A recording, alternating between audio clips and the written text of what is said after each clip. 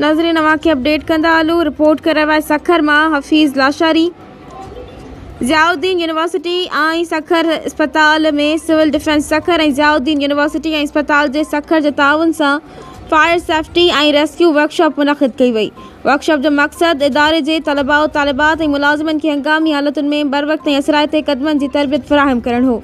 Workshop में Ziauddin university जे principal Mohammad Usman Khan ख़ुसूसी शिरकत कई। वर्कशॉप जे मुंतज़मीन में Amiruddin Abbasi, additional controller civil defence Sukkur Mohammad Hussain Khurasani, additional registrar Ziauddin university Sukkur ऐं Asad Ansari fire safety supervisor शामिल हुआ।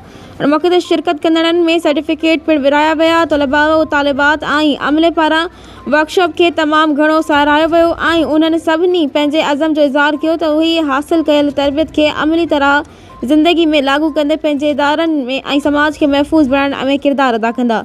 हुन मौक़े ते पोस्ट वार्डन मोहम्मद रियाज़ खोखर, मोहम्मद यासीन सिद्दीकी, लाला इमरान मीरानी, लाला रेहान मौजूदु हुआ।